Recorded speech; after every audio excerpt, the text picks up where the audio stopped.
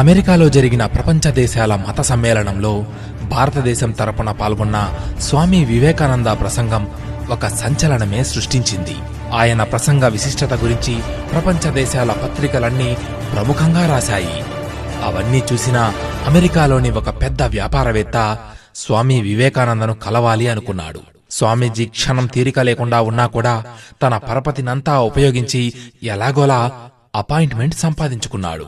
అనుకున్న సమయానికి ఆ వ్యాపారవేత్త స్వామి వివేకానంద ఉన్న ప్రత్యేక గదిలోకి ప్రవేశించాడు. స్వామి, నేను క్షణం తీరికలేని వ్యాపారిని. నేను తీవ్రమైన ఆధ్యాత్మిక జ్ఞాన పిపాసిని కూడా. కాకపోతే నాకున్న సమయం మాత్రం చాలా తక్కువ. అందువల్ల వేదాలు ఉపనిషత్తులు చదవమని గాని, సాధువుల ప్రసంగాలు వినాలని గాని, యోగా ధ్యానాలు చేయాలని గాని దయచేసి నాకు చెప్పొద్దు. వీటితో ఏమాత్రం సంబంధం లేకుండా 1-2 మాటల్లోనే నాకు జ్ఞానసిద్ధి కలిగించే మోక్ష మార్గం ఏదైనా మీకు తెలిస్తే చెప్పండి. నిజంగా అలా మీరు 1-2 మాటల్లో చెప్పగలరనుకుంటే సరే అనండి. లేదంటే వెంటనే వెళ్ళిపోతాను. ఎందుకంటే నాకు మీ వద్ద ఎక్కువ గంటలు గడిపేంత సమయం లేదు. ఆ మాటలు విన్న వివేకానంద, మీరు నిశ్చింతగా ఉండండి. మీరు ఆశించినట్లే 1-2 మాటల్లోనే మీకు జ్ఞానం కలిగేలా చేస్తాను. మీరు వేదాలు ఉపనిషత్తులు ఏమీ చదవద్దు. సాధువుల ప్రసంగాలేమీ వినొద్దు. యోగా ధ్యానాలేమీ చెయ్యొద్దు అన్నాడు. ఆ మాటలు వినగానే వ్యాపారి ముఖంలో అంతులేని ఆనందం తొణికిసలాడింది. మరైతే నన్ను ఏం చేయమంటారు స్వామీజీ అన్నాడు వ్యాపారి ఎంతో ఉత్కంఠగా. చాలా సులువు.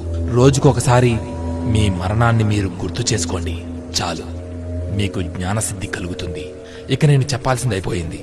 మీరు బయలుదేరొచ్చు అన్నాడు వివేకానంద. ఆ మాటల్లోని అంతఃసారమేమిటో ఆ వ్యాపారికి చక్కగా అర్థమైపోయింది. అతని మనసు సంభ్రమాశ్చర్యాలతో నిండిపోయింది. ప్రతిరోజు మరణాన్ని గుర్తు చేసుకోవడమంటే ఏమిటి? జీవితం ఎంతో చిన్నది అని తెలుసుకోవడమే.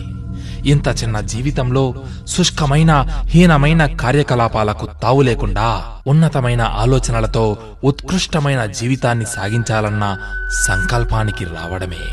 స్వామీజీ మాటల్లోని ఈ సత్యం ఆ వ్యాపారికి చక్కగా అర్థమైపోయింది. వెంటనే లేచి స్వామీజీకి సాష్టాంగ నమస్కారం చేసి నిండు ఆనందంతో వెళ్ళిపోయాడు.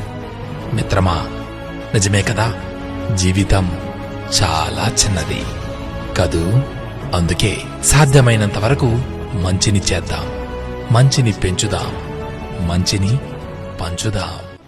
పోయేదేముంది?